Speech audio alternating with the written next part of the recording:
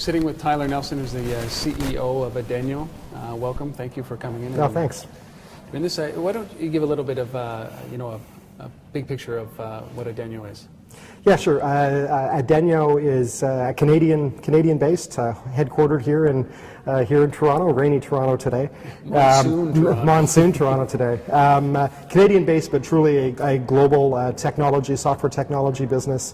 We're a business that has developed a software as a service platform that allows brands, agencies, and publishers to target specific consumers based on demographic, sociographic profile, and n number of different variables that we can bring or our customers bring to the table.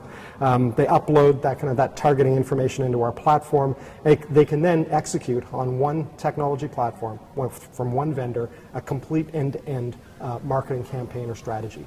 Our gateways include messaging gateways, commerce gateways, mobile storefront tools that allow non-technical users to create, deploy, and manage mobile storefronts, mobile landing pages, mobile websites.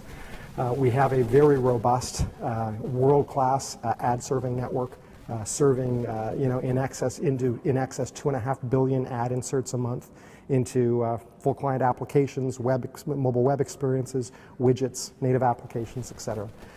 We also then have a very robust predictive analytics platform. As I said, back to the beginning of the marketing cycle is know your customers, know where they are, and then we can give you the wisdom out of that raw data to allow you to target the right customers at the right time of day with the right offer in the right location using one platform, one vendor, one bill every month. And is that, people must be asking for this because this service was typically spread across multiple vendors. As you said, you're writing checks everywhere, right. Yeah. And it's hard to measure across all of those. It is. Well, we as I tell our stakeholders and our investors all the time, we actually really solve for something pretty simple. One vendor, one platform, one neck to choke, as it were. One call to make. But today for a marketer, whether you're an agency, whether you're the enterprise marketing department yourself, to knit together the technology and the tools and the partners you need to complete an end-to-end mobile marketing strategy requires 4, 5, 6 different vendors, and God forbid that you're trying to execute a strategy across disparate geographies in EMEA and Western Europe or wherever you might be, North America, simultaneously to get most efficient use of your marketing budget and timing. But we do that. We have brought all of those key elements of an end-to-end marketing platform and strategy under one roof. We've knit them together with a very simplified, easy-to-use set of tools that allow non-technical users, marketers, to use the platform, and to very quickly drive incredibly effective, very robust, highly targeted campaigns out into the mobile economy, and to ultimately generate revenue, right? That's what marketing does. It generates revenue. And it's we measurable. Provide all the tools. And it's measurable, right? Which is the key. One of the interesting things that we see in our business, we're a rapidly growing business, about 150 people now around the world. Key operations in Europe, about 45% of our revenue is actually out of the European marketplace now, the balance in North America. We are a company of software engineers. About 50% of our headcount are the brilliant, rocket scientists and project managers and product planners, product strategy guys and girls that wake up every day and build the platform and mature it to meet our customers' needs and the market's needs. But one of the interesting things that we've seen over the course of the last 12 to 15 months is there's now this rapid onset of shift in ad spending from traditional online, digital online, digital online to mobile. I think the experimentation phase is now over in the market. They've seen, I think, marketers who are in early, who have been learning, testing different types of strategies, campaigns, tools, are now seeing the results. We're running just a very typical campaign. At any given time, we're running between 250 to 300 active campaigns across our platform around the world from all tier 1 brands, typically B2C brands. We're working, one of the campaigns that's running now is with one of the world's largest food and food service brands and companies that we all know well. They typically, in an online campaign to promote a new sandwich, a new drink, whatever that might be, would see typical click-through rates or response rates to a material offer, like a discount offer or a trial free sandwich offer, online at between 0.02 to 0.05%. The active campaign we're running now is 1.5 to 2% click-through rate. It's incredible. And really, they stand back from that, and it's no wonder that whoever owns that marketing budget says next year, instead of the 2% I spent this year on mobile, I'm going to spend 5%, 6%, 8%, right? So we're seeing that shift on the ground. And in the media plans that are being put together now for fiscal 2011, the back half of the year, money is now shifting demonstrably into mobile.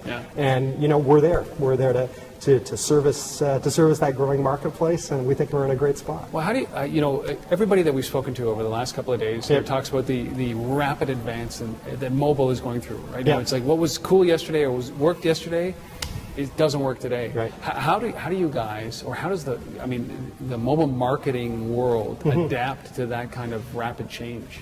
Well, actually, marketing hasn't matured much. The science or the art of marketing, depending on who you talk to, the fundamentals are always really the same, right? Who wants to buy your product? Where are they? And in mobile, we can say, when are they? Time of day, day of week, physical location. We can map the propensity to accept an offer in real time, so we can deliver the right offer at the right time. And then to ultimately drive them to a transaction. So whether you advertise and you get a response to an advertisement, whether you're building brand through impressions, whether you're communicating an offer to transact a good service, an outreach, all those things are really the same. And from a marketer's perspective, what they really don't care about, quite frankly, is how the technology works. They want to see the risk, and they shouldn't. You're right. And if you think of what they've become accustomed to in digital online, well, think about the order of complexity in online. Okay, well, two browsers, maybe 3 browsers, right? And one thing called this, this laptop or this PC with lots of bandwidth to it and a lot of screen real estate. No restrictions, really. No restrictions, so, it was a pretty simple, environment. Now you move into mobile, and we all know the complexity of mobile, right? 400, 500 mobile operator networks around the world, 4,000, I think there's 4,000 active commercially shipping devices, handsets in my database that we have to serve and proxy content to. Multiple operating systems, input mechanisms, bandwidth, the whole nine. Complexity. And then, so we have to take a bunch of really, really bright engineers to make all that work so that you have a technology platform that abstracts that marketing person, that non-technical user, to allow them to do the things that they know how to do in every other marketing channel, whether it's print, whether it's television, whether it's radio, whether it's digital online, and now whether it's mobile. They really care about the same things. Reach, who am I reaching, how often, what are the response rates, and what's my brand experience, and then closing to a transaction. And so, when I hear that noise, gee, mobile's changing often, well, I got to tell you, for our customers, we're trying to simplify that. We're trying to actually bring, this kind of a rational, calm approach. You can experiment, you can do all sorts of cool things above us on our technology platform, but let us worry about all the complexity. Let us worry about the changing, cool things you can do. We're going to make them possible. And we'll just add a button. That's right. We'll just add a button and you can do it. And when you think you want to try rich media, or you want to try, pre-roll, mid-roll, post-roll ad insertions in some great, user-generated content, like this show maybe, right?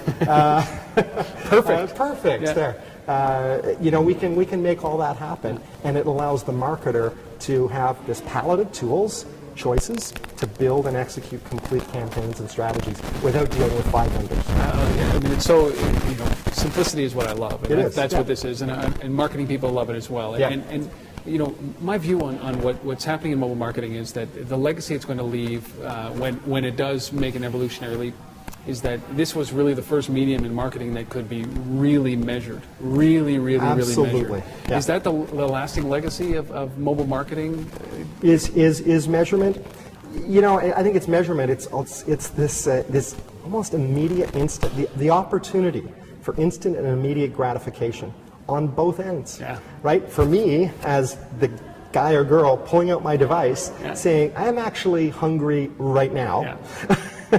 It's 11 o'clock. I'm in a different city I've never been in before.